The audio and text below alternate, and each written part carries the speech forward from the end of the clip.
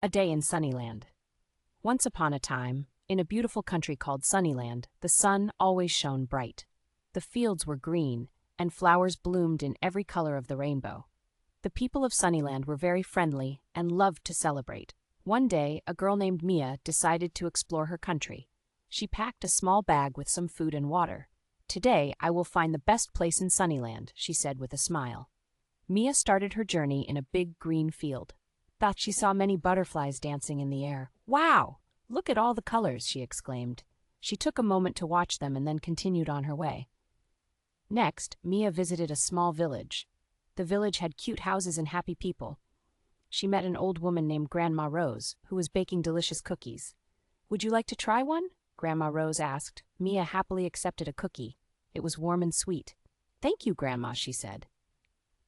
After leaving the village, Mia walked to a sparkling blue lake. She sat by the water and enjoyed her lunch. The view was amazing and she felt very peaceful. Birds were singing and fish were jumping in the lake. At the end of the day, Mia returned home. She was tired but very happy. Sunnyland is so beautiful, she thought. She couldn't wait to tell her friends about her adventure.